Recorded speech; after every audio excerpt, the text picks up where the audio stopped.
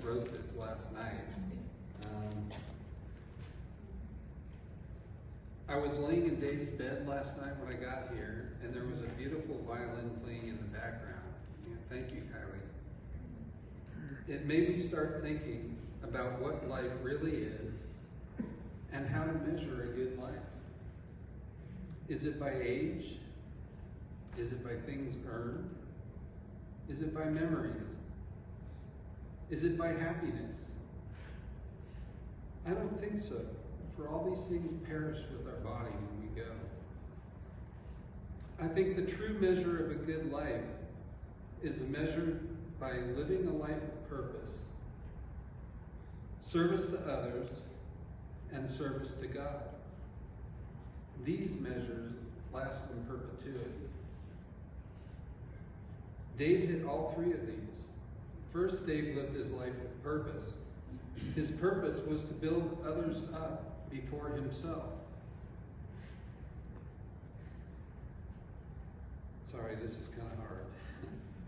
He made them happy, and he tried to fix things in the world that he could, and not leave it to someone else to solve the problem.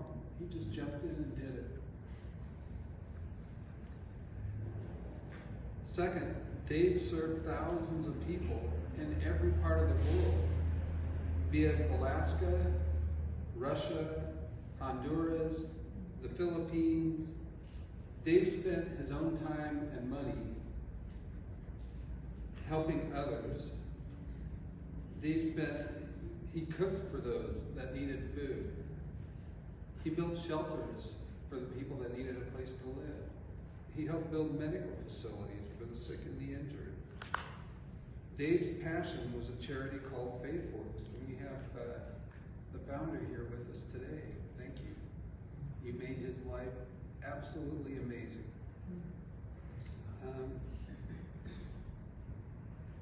He was on the board of directors with them. He made every single trip they organized. And Dave will be remembered by thousands of people around the world because of his service. I mean, talk about a measure. Finally, he lived his life in service of God. He lived it by studying the Word and talking with God. And he tried never to let God down. Why did Dave have to go so soon? This question is above my pay grade. I don't know the answer. But there's a saying that if you want something done, ask a busy person. And Dave was a very busy person. I choose to believe that God needed Dave far more than we did. I still cry for him because I'm selfish and I miss him. However, I know where he is, so I don't cry for him. I cry for me.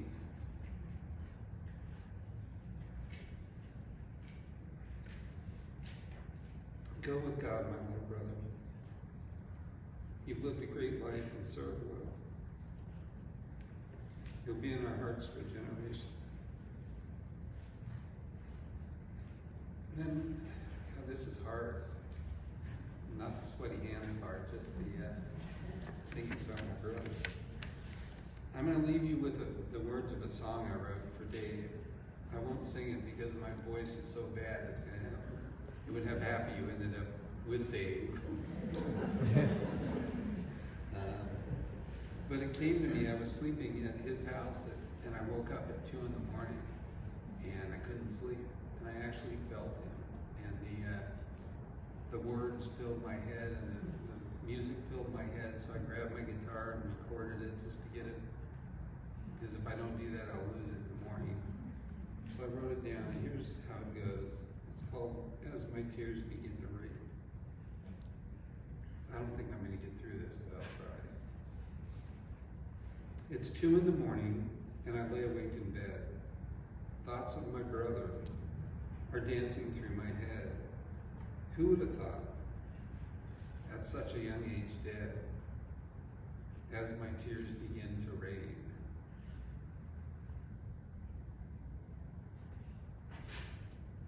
They help me wash away the pain.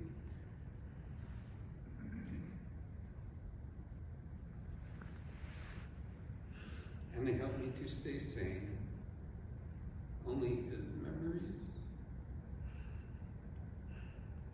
remain.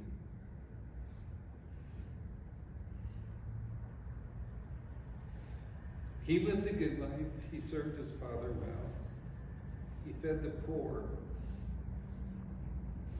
and rescued them from their hell.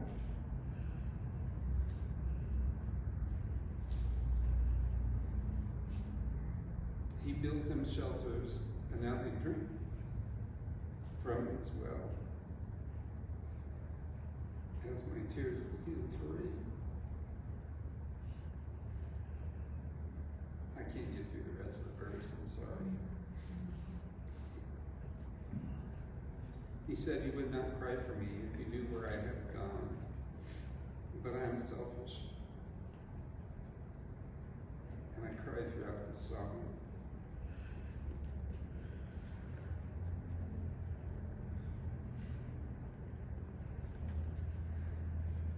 You went with God, where you truly do belong.